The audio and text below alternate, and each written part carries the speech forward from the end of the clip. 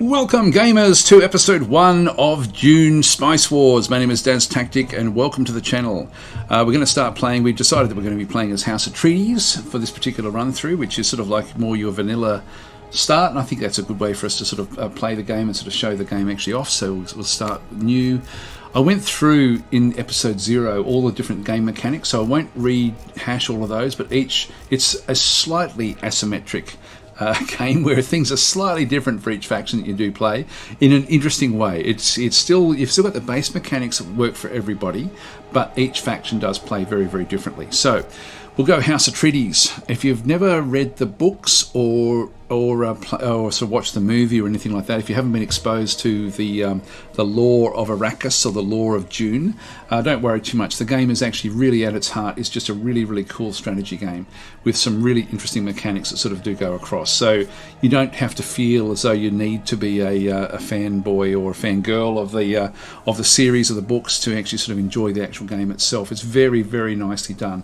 By the way, the developer, Shiro Games, they built an incredibly good game called Northgard, which I've covered a fair bit on my channel.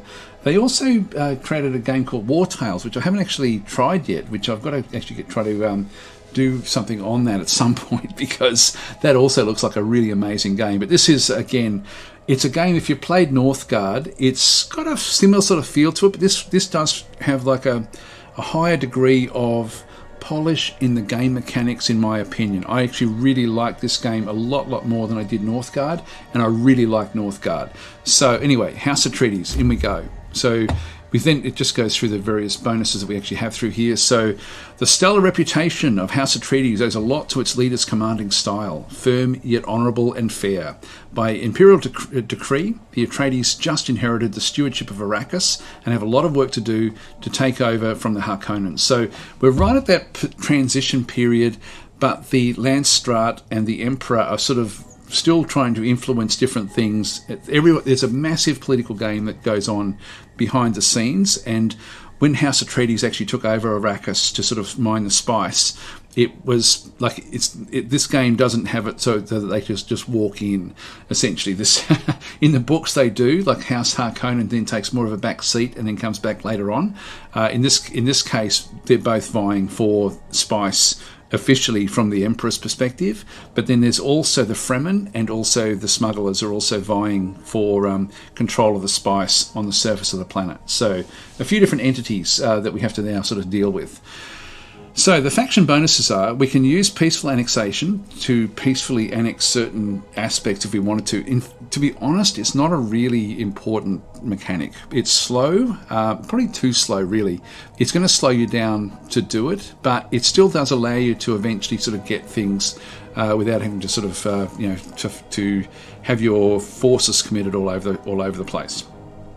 Other factions lose no authority from treaties with you. So, okay, so that's fine. So if they do form treaties, at least it's not going to hinder them, so they don't actually have to spend authority to go into treaties with us.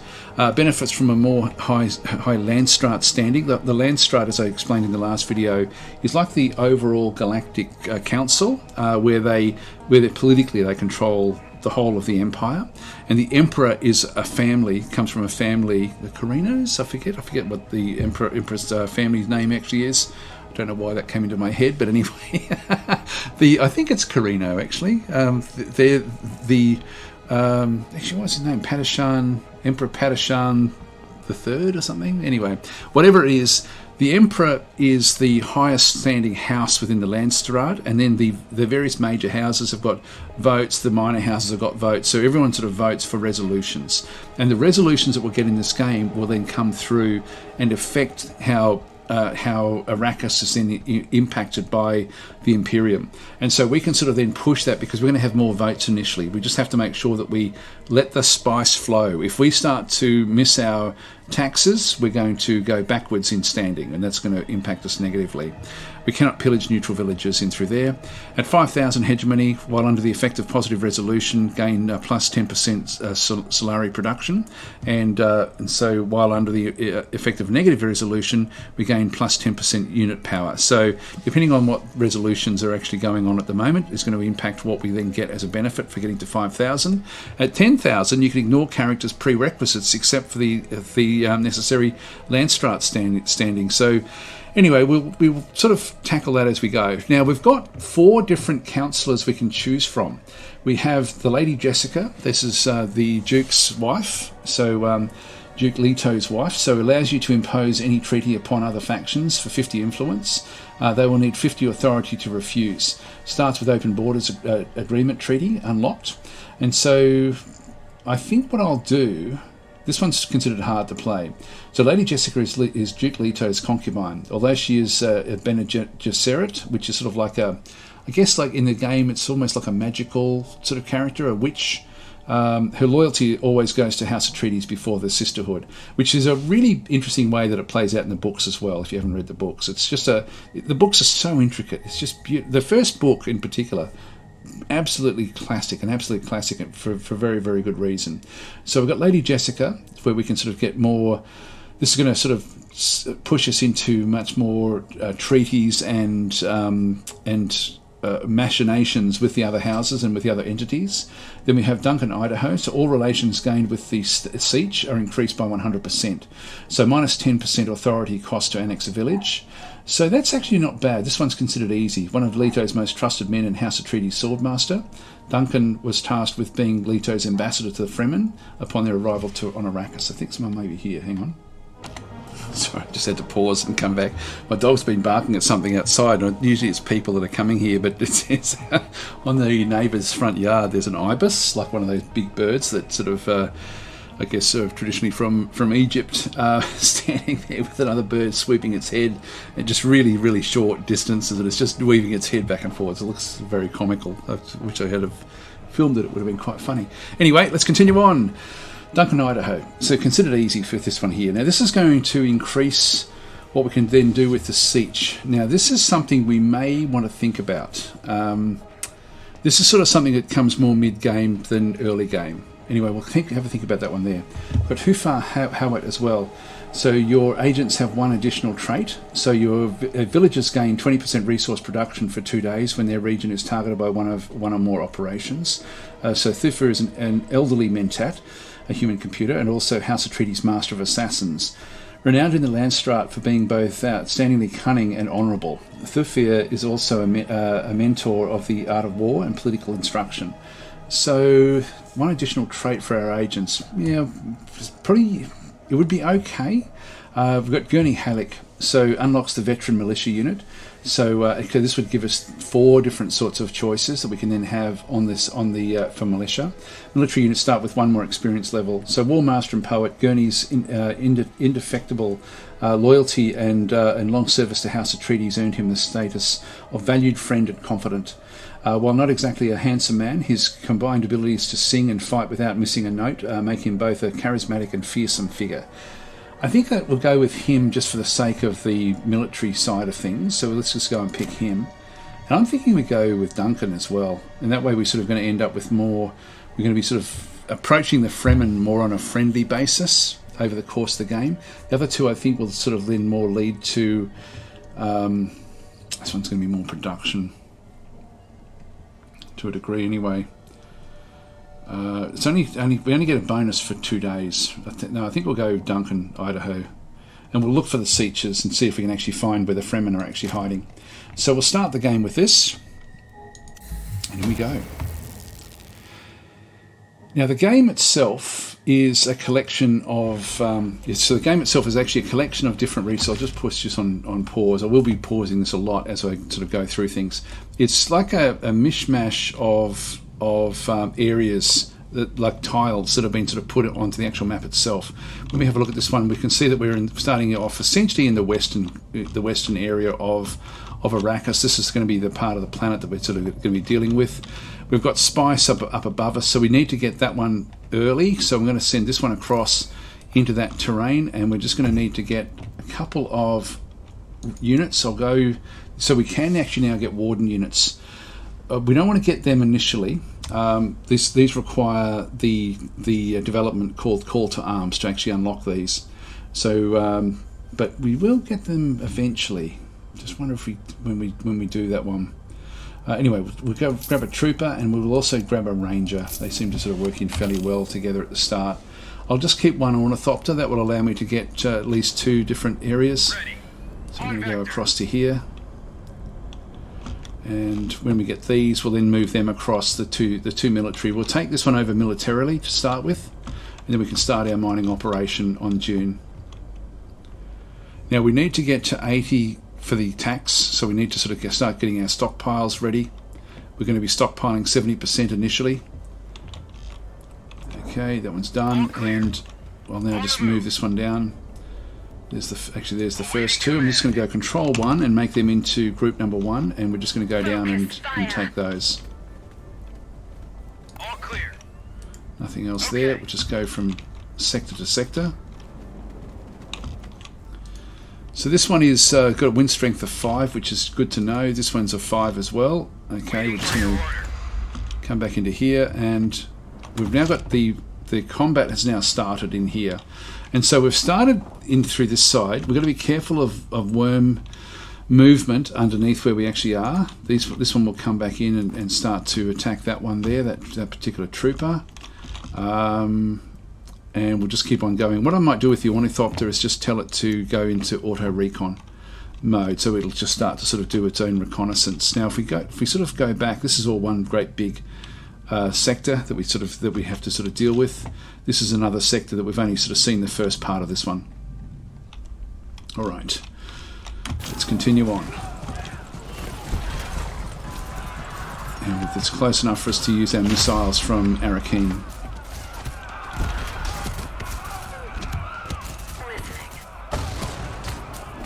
We'll get past them fairly quickly.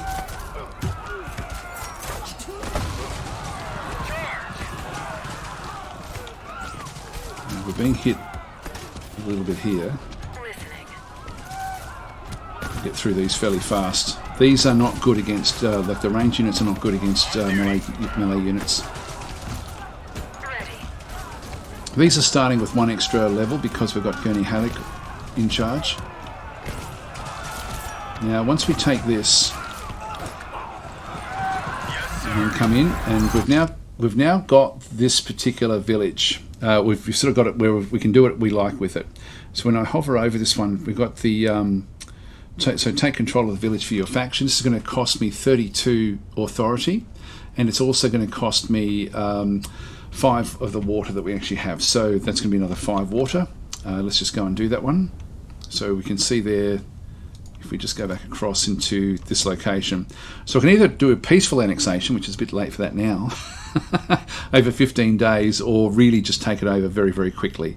And so we definitely want to be doing that one. Now, we can't just, it's not just a matter of quickly going and grabbing everything we possibly can. We need to make sure that we've got enough resources to cover the building. So we need to, or not the building, the expansion. So we don't want to just be going crazy with expansion. It doesn't really work. Now you see through here, we've actually got a thing coming. Sandworm has been detected back in through this side. This guy has to get off the sand, otherwise he's going to take some damage from a sandworm. And you can see there the little exclamation mark. So run, get off there. Combat's now finished. That one's okay, and we've got the ongoing siege. But this one now is really coming across. We're just going to now take control of this village. It'll take a little bit of time. We're not seeing the ripples from the sand. Okay, so the worm was only just starting to come. So that will then become ours. And we've found a water trader in here. Now we can do different things through here. If I just pause that for a second. So this is a water seller caravan.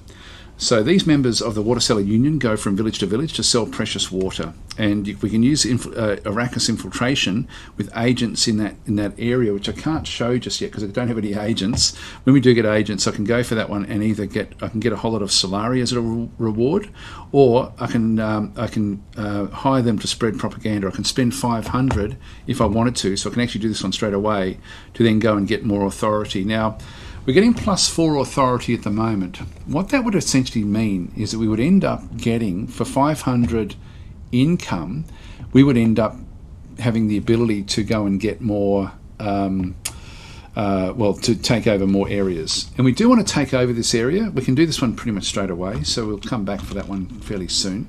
Again, this one is right up against the edge, which is where I want to be. I want to get the edge ones and then sort of just slowly get the areas around Arakis. Now, Arakis also will eventually, at 2000 hegemony, actually unlock and allow me to then start to build special things back in there as well, but not just yet. All right, so let's continue on. This one will just keep on doing its thing. This one will take over there. I need to keep at least one military unit for this process to continue. And there we are. Yep, there we go. So we've now got this location. I'll just pause again.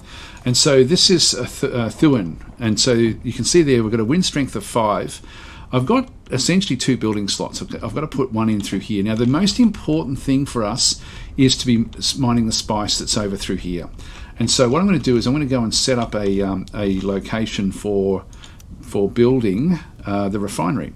And so the refinery is going to cost me 500 plasteel. I've got 593. 4 of the fuel cells. I've got 8 left, and it's going to also then cost me an ongoing thing of plasteel and also plasteel and some Solaris as well. But I need this anyway just to get the spice running. So this is our first part of our economy. So I'm just going to go and throw one of those in there. Now I don't know where the sieges actually are. That's where the raids will come from. So when we start to sort of see raiders, we'll slowly be able to sort of figure out where the sieges actually are if we can identify them.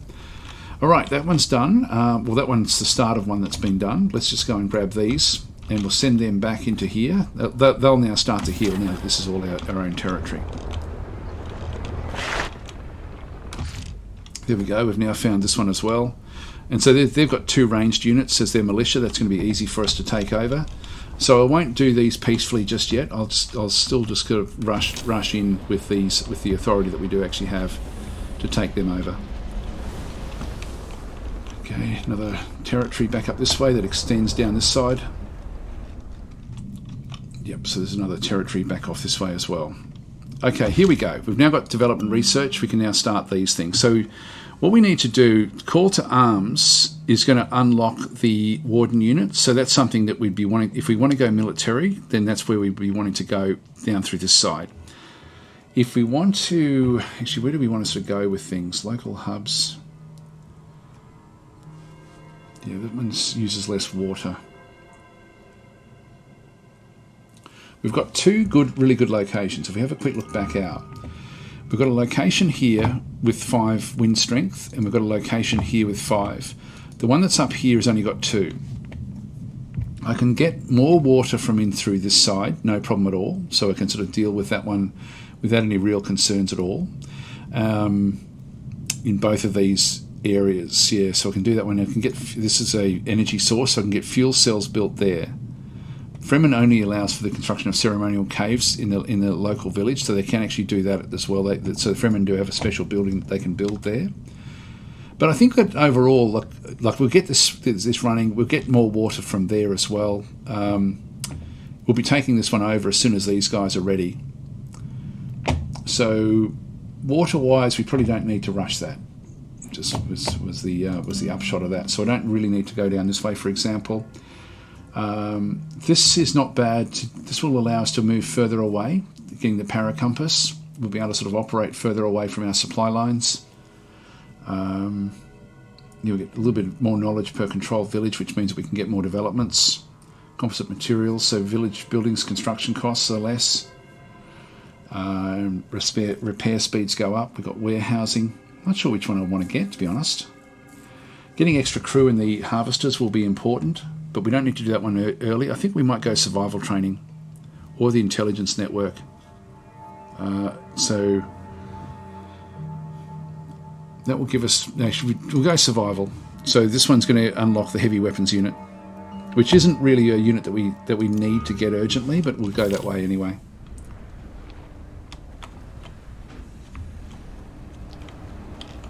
Now they're basically ready to go. Let's go. So we'll march on down.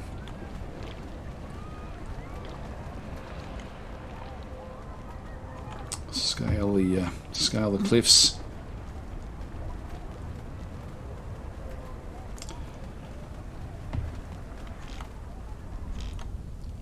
Now we don't get this. We don't have any benefit of this one by controlling this village. We do with this, but not with this. You can see that our supplies, that's a little orange bar, are draining away. So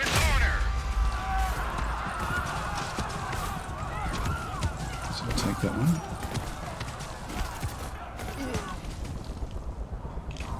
We've found rare elements in through here so that we can get a processing plant. Actually, if I had seen that one, I would have gone with something different in the development, but that's okay. We can still go back afterwards. Oh, one thing, yeah, so we've now almost got this one built for the this area. We're focused. Taking position. I need to get that one away. Right, I'm just going to get them away so that they can sort of heal up a little bit. These guys will still keep on sort of fighting, and they shouldn't have any real troubles with these. We're certainly picking on these guys, but we need to get those supplies set up. This one's actually doing okay with supplies. It's now back in supply area. So we now have an ornithopter, sorry, a harvester that's now ready to go, an inactive harvester, and so it's over through here. And what you can see that we've got a few different things with the actual harvesters. We didn't look at this in episode 0, but we've got this is the area. It's Camreet South is the actual location that this is actually in. Wind strength of 5. It's controlled by House Atreides, and it does have a spice field. So that just goes through what that one's actually got. The harvester itself for this one has got like 800 health points and 8 armor, so it can sort of protect itself for a little while. We want to do deploy. So request a pickup from a carry-all to send it this harvester to work. So that's now the carry-all is going to come in. You can see there's a shadow from the harvester from the carry-all above, and I'm going to do enable auto recall. So we'll produce less spice. We'll automatically recall when a sandworm is detected. There's no reason for us not to do that one, so let's just leave that one. So we've got that one, so that will automatically go, and it's now autonomous. It will just keep on mining spice, but it's going to do it at minus 5% spice production. Now the other thing we have is we've got a crew on board here as well. Crews that can be attributed to harvesters to improve their spice production.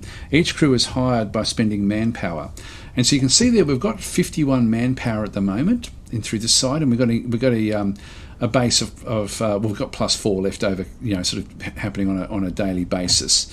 If we add one of these, the manpower to this, if I go and click on this one, add a crew, it's going to cost me 50. So add crew to the harvester, and so if I just go and do that one, I've now only got one left, so I don't have any real manpower left. It's not draining anymore, but I've now got an extra crew, and that's going to then get even more spice. So the harvesting will go up. We can't see the rate that it is, but anyway, that just means that we're going to have like a more impact with our actual spice mining. Oh, there's the carry-all there. So the carry-all will come in. Oh, here it comes. Pick her up, and then send her off. In the meantime, how are we going down this way? Still just finishing off this fight, and we're nearly out of supplies. Come on, do the job. Got them. Okay, so now we just hit this area through here. That's going to then sort of allow us to get supplies from this village, and we'll just take control of this village. That's going to cost us 45 authority, and so we're actually now just going to go through that one there, grab that straight away. All right, so we've sort of now got two areas under our control. What I'd really like to find is a Plascrete location. Now, where's our ornithopter? Where's it gone? It's back over here. It's finding. Oh, actually, this is another area that we hadn't found. All right, we'll let it continue on doing what it's doing. If I can find more up against these little sort of hidden areas, it means that I don't have to protect them all that much. So it's worth trying to find things in those locations. Okay, so we're going to be taking over that one. We'll unpause there. We'll get this on eventually. We don't need that one early. Now, the other thing we can do is we can have a quick look at Dune and go back into the buildings, and we can see there we've got a few different other buildings we can now do. We've got the plascrete factory, which will give us plus 30 plascrete. We've got plus 6 at the moment coming through. The maintenance centre will give us minus 30% buildings, upkeep for Solari and plascrete as well, in ally villages in the region and its neighbours. So having these sort of fairly central can be quite useful, these maintenance centres. The wind trap is the one that we want to probably get next, just one wind trap somewhere. And actually, what's this one with the wind down in here? That's only a 4. So these are still our best locations for wind. And the other one we have is the fuel cell factory, which is, why is it allowing us to build that? We get 6 fuel cells. Oh, okay, it's because this one here, yeah, plus 50%, we can get 8 fuel cells, 9 fuel cells from there if we build the fuel cell factory there. So what we'll do is we will actually build the wind trap in here because we've got all that extra wind. So we'll throw one of those in.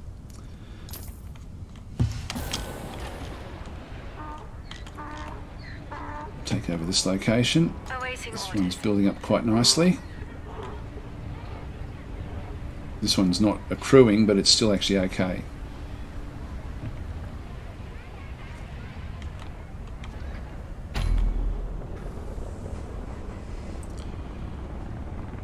Okay, so headless. This one's got 3 militia. It's going to be a little bit more difficult for us to tackle. It's still only got the 2. It's nice and close to the capital as well, actually. That would be a good one for us to try to get. The next one we're going to get is going to take us a little bit longer.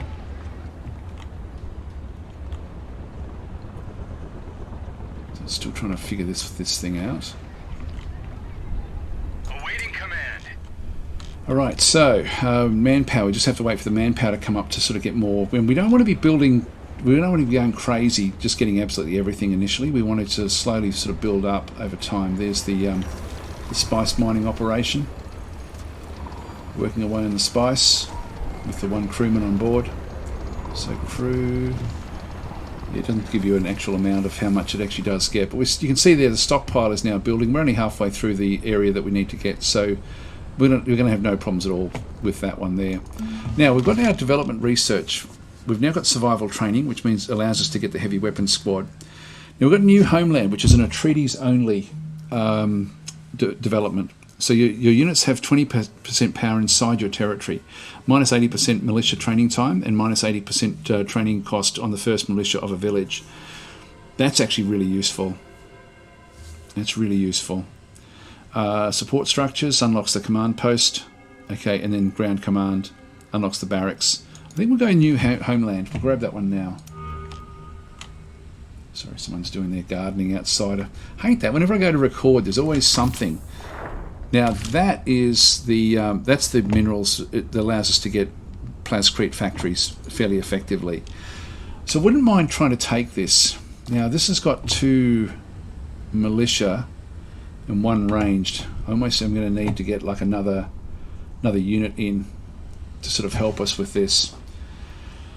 We're running out of time. I think I might actually call it quits here, actually, just now that there's noise outside, because I'm now going to have to wait for that. So I think I'll just call it quits at this point, and we'll come back and continue on playing where we are. So at least we've got a nice good start in through this side. Actually, with this stuff I can build down through this way. I can open up more slots with the plascrete, so I do need to get more plascrete. I don't think I can build anything at this stage. No, I'm out of resources to be able to build. So, and as far as recruiting more units as well, yeah, we don't have the manpower for these. So I'll be wanting to match what they have. Our guys will be trained, so they'll be better. I'll just get these to start to move back up this way. Which one of the questions when I was live streaming was, can you set up orders while it's paused? Yes, you can. Anyway, guys, I'm going to leave it there. Thanks for watching. I'll catch you in the next episode.